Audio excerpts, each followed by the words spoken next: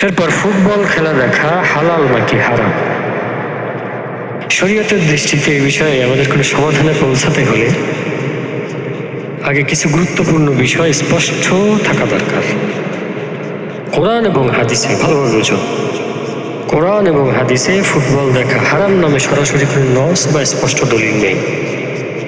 এই জন্য কোনো নির্দিষ্ট কাজকে হারাম বলার জন্য তার হারাম হওয়ার কারণ বা ইল্লাত থাকতে হয়।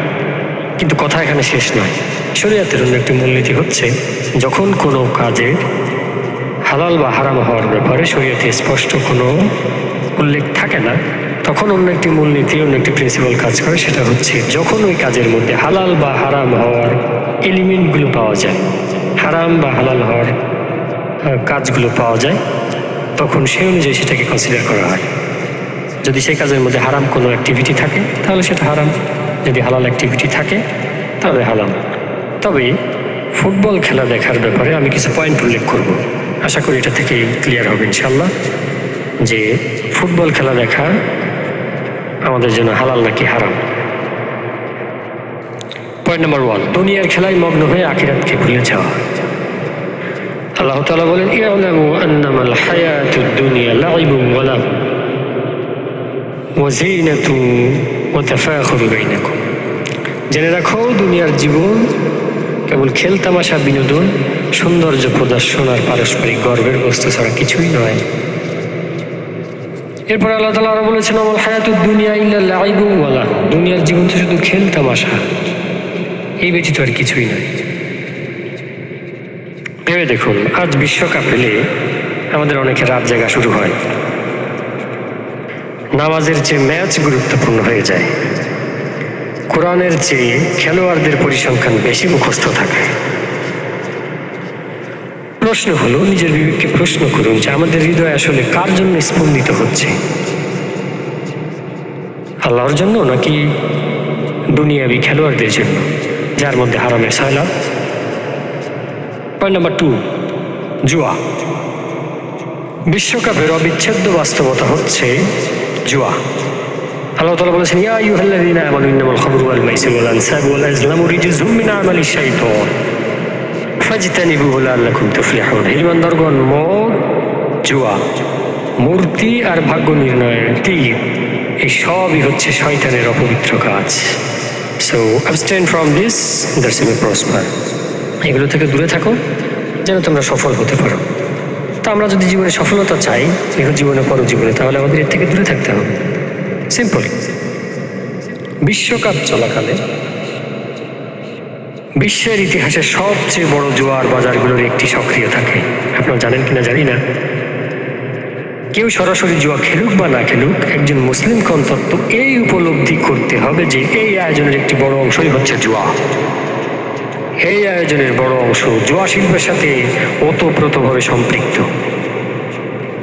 পয়েন্ট নাম্বার 3, আল্লাহ তাআলা বলেছেন দৃষ্টি সংযম। কুল লিল মুমিনিনা ইয়াগুদ্দু মিন আবসারিহিম ওয়া ইয়াহফাযু ফুরুজাহুম। মুমিনদেরকে বলে দিন তারা যেন নিজেদের দৃষ্টি সংযত রাখে আর লজ্জা স্থানের হেফাজত করে। বিশ্বকাপ সম্প্রচারে প্রায় দেখা যায় অশালীন পোশাক, নৃত্য, পর্দাহীন নারী, বিভিন্ন বিজ্ঞাপন। মুমিনের দৃষ্টি, মনে রাখতে হবে মুসলিম ভাইরা, মুমিনের দৃষ্টি আল্লাহর আমানত। কিয়ামতের দিন এর পুঙ্খানুপুঙ্খ হিসাব নেওয়া হবে। পয়েন্ট নাম্বার 4, নামাজ নষ্ট হওয়া। আল্লাহ তাআলা বলেছেন, ফাখালাফা মিন বা'দিহিম খালাফুন আদাউস সালাত ওয়াত্তাবাউশ শাহওয়াত। তাদের পরে এমন লোক এলো যারা সালাত নষ্ট করলো এবং কুপ্রবৃত্তির অনুসরণ করলো। আর রাসূলুল্লাহ সাল্লাল্লাহু আলাইহি ওয়াসাল্লাম বলেছেন, বাইনার রাজুলি ওয়া বাইনাশ শিরকি ওয়াল কুফরি তারকুস সালাহ। মানুষ ও শিরক আর কুফরের মধ্যে পার্থক্য হচ্ছে সালাত ত্যাগ করা। আমাদের মধ্যে কত মানুষ ম্যাচের জন্য রাত জাগে কিন্তু ফজরের নামাজ ঘুমিয়ে কাটায়। বদনসিব আমাদের। একজন মুসলিমের জন্য এটি কি বিজয়? এটা স্পষ্ট ক্ষতি। পয়েন্ট নাম্বার 5, অন্ধ সমর্থন আর দলীয় উন্মাদনা।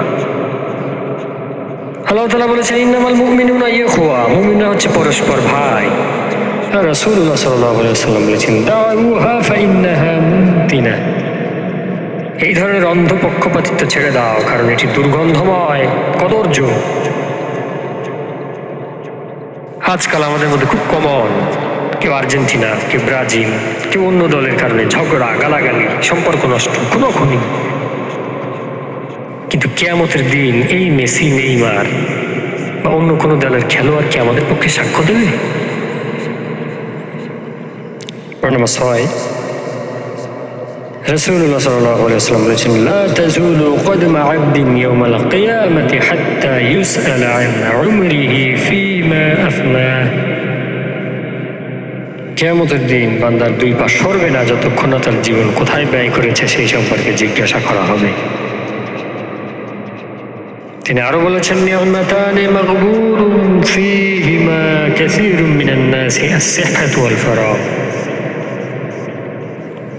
দুইটি নিয়ামতের ব্যাপারে অধিকাংশ মানুষ ক্ষতিগ্রস্ত, সুস্থতা এবং অবসর সময়। ভাইরা আমার, একজন মুসলিমের হৃদয় কোথায় থাকা উচিত? আল্লাহ তাআলা বলেছেন, আলা বিযিকরিল্লাহি তাতমাইন্নুল কুলুব। জেনে রাখো, আল্লাহর স্মরণেই হৃদয়ের প্রশান্তি লাভ করে। ঘন্টার পর ঘন্টা খেলা দেখে মানুষ সাময়িক উত্তেজনা পায়, কিন্তু স্থায়ী প্রশান্তি পায় না। প্রশান্তি আসে আল্লাহর জিকির, কোরআনের তেলাওয়াত, ইলম অর্জন আর নেক আমল থেকে। ভাইরা আমার, যে পয়েন্টগুলো উল্লেখ করলাম, নামাজ নষ্ট হওয়া, জোয়ার পরিবেশে মগ্ন হয়, হারাম দৃশ্য দেখা, মুসলিমদের মধ্যে ঝগড়া সৃষ্টি, রাত জেগে ইবাদত নষ্ট,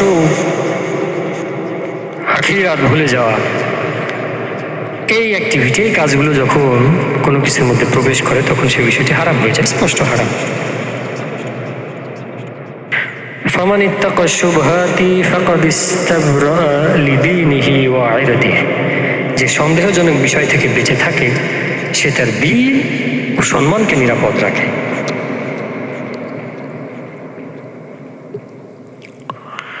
তাহলে ক্লিয়ার হয়েছে?